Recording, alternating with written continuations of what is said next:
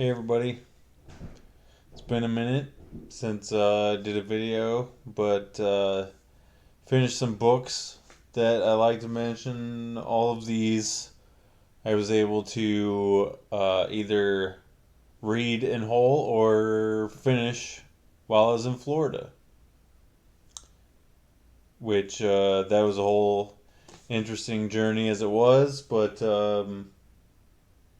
maybe I'll put together a bunch of clips of us on the beach and stuff like that and post them here. Anyway,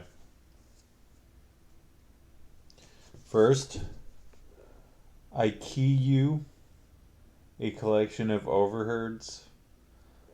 This is a collection of comics made out of overheard conversations, made by Atomic Book Company out of Canada. If you can track this down, I definitely recommend it. It's very funny. I just really like the concept as well, which there's a forward in here that really does a deep dive on what overheard conversations are like for people. Next, Naoki Urasawa's 20th Century Boys. This is the manga, first edition of this manga. I'll just read the back. Humanity, having faced extinction at the end of the 20th century, would not have entered the new millennium if it weren't for them. In 1969, during their youth, they created a symbol. In 1997, as the coming disaster slowly starts to unfold, that symbol returns. This is the story of a gang of boys who try to save the world. So, it's really just setting up the story of this gang of kids, but it's uh, first of all, you get into the world of cults in this, which is basically endlessly interesting.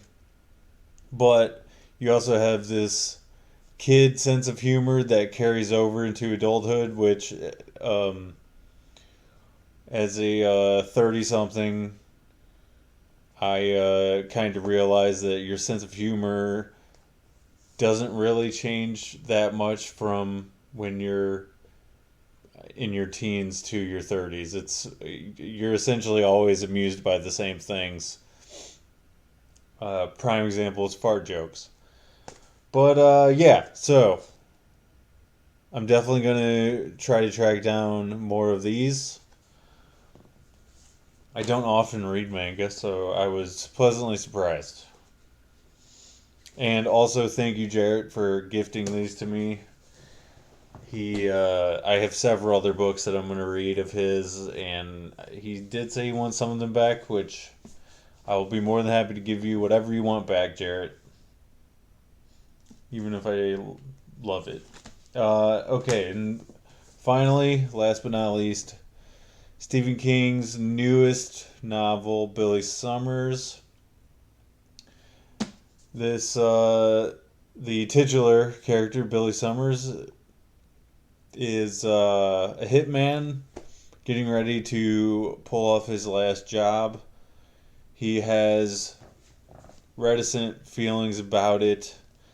The way that they set it up, it feels all wrong to him. It doesn't has never gone this way, and as you find out more about it, you also become weary with him. And well, first of all, visually, I just love this cover. All of his latest books have had very nice visual element to them, and I do love the red and black combination.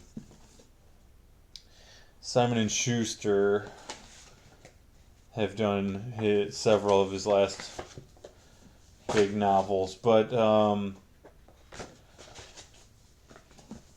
yeah, I got to read the back half of this while we were kind of laid up in the hotel because the hurricane sort of kept us from going swimming and doing all that fun outside stuff. So I was able to read a lot of this very quickly.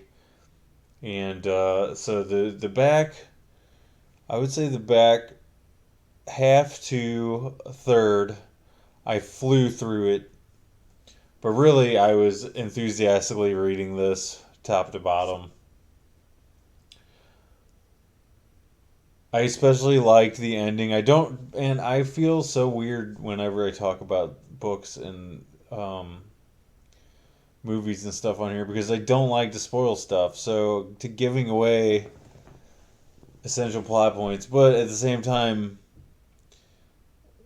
I have very low view count and comment count on my videos. So like, I guess it's like, who gives a shit, you know? But anyway, there's the way that he ends the story is very unique. I didn't expect you read part of the ending, and this sort of backtracks a little bit and takes you on another road. And I just really like that Stephen is not just telling you a story A to Z and then in a more linear fashion, I should say.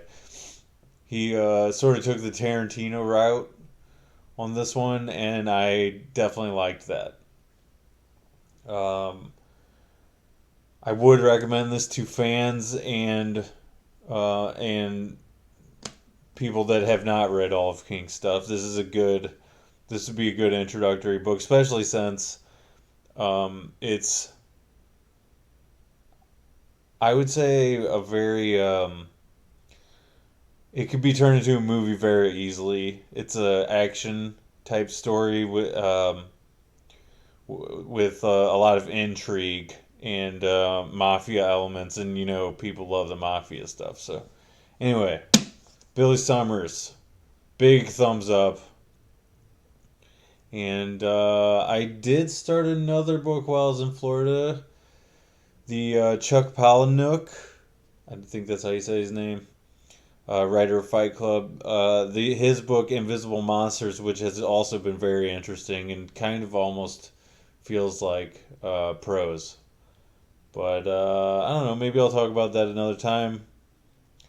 Thumbs up to all the stuff that I talked about. See you in the next video.